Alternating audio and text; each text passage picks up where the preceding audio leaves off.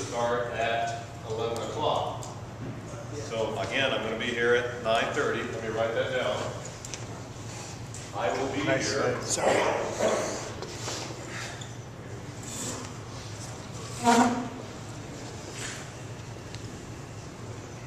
Okay.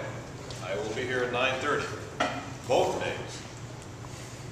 So the study can take place whenever. But on Monday only,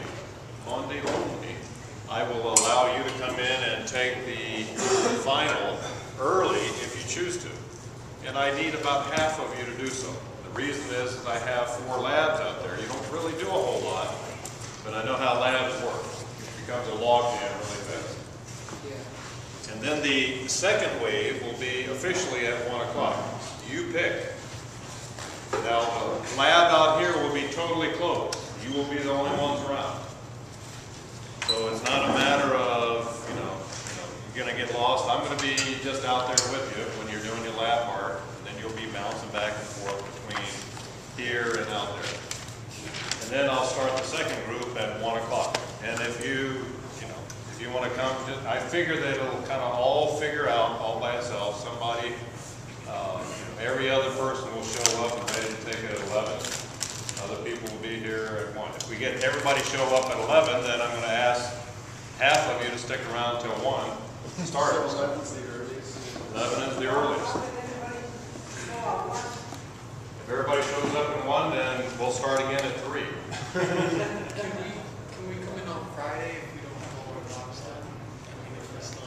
Yeah, the question, that's the other part of it. So let me finish with the final first, okay?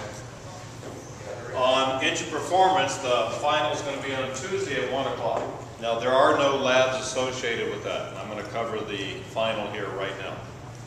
What John is asking about is when can we keep working in our lab, and the answer is up till 12 o'clock tomorrow morning. I'm going to finish that.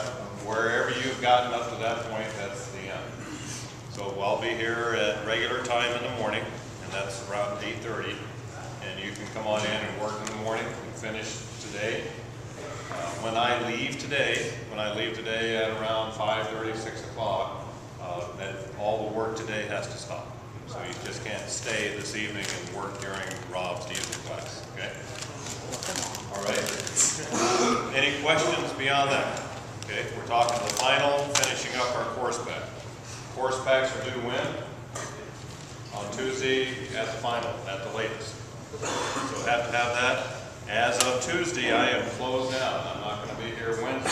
I'm over next door, new students coming in. So the whole thing starts all over again for me. Any questions beyond that? Okay. If you have a little bit of notebook paper and you want to go ahead and take a few notes, this is going to be short on the final for engine performance 1. The reason it's going to be short is all of the multiple choice in the 80 questions are all from your homework. All of them are from your homework. Okay? So I'm making this video that Bill's making really short. But there are some discussion questions, and there are 9 of those. And I'm going to give you what the discussion questions will cover. You ready, Bill? Okay. We're rolling. Should I get closer? Here, right? Whatever you want to do. Okay. We can check your nose hairs. Okay. Don't want that.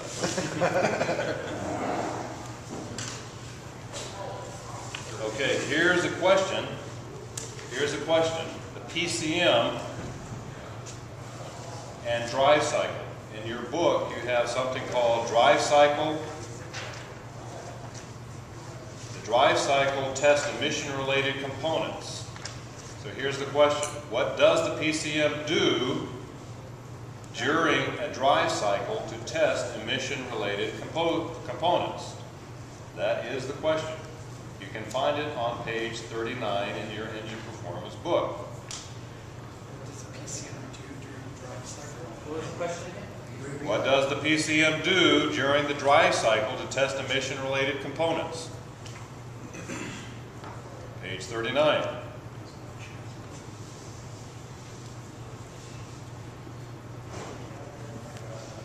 I want you to look up on page 43 What is the difference between a type A and a type B, OBD2, DTC? I'll say that again. What is the difference between a type A and a type B, OBD2, DTC? With me? OBD2. DTC. Diagnostic trouble code. 43. What is the difference between On page 42, what is the difference between a trip and a warm-up cycle? What is the difference between a trip and a warm-up cycle as it applies to automobiles? Have to be specific for some of you.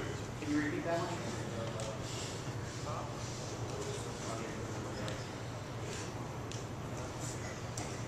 Next question, page 42 also.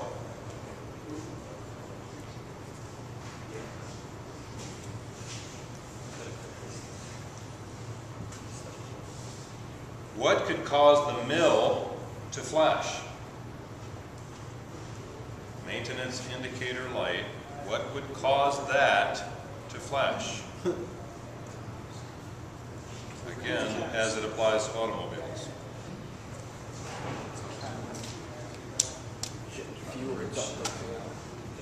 On page 468, you have a list of things, and I'm asking for engine performance faults that could occur if a vacuum leak occurs. What are problems that could occur if you have a vacuum leak? And that's on page 468.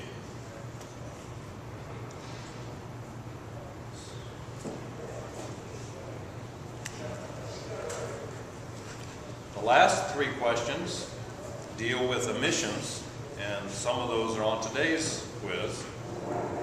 What are 4 items that can cause either of these, any of these? High CO, high hydrocarbon, or excessive NOx? What are 4 possible things that could cause either of those? Hydrocarbons, CO, NOx. Those are on page 476 and 477. I can't make this any easier, folks. This is nice. Okay?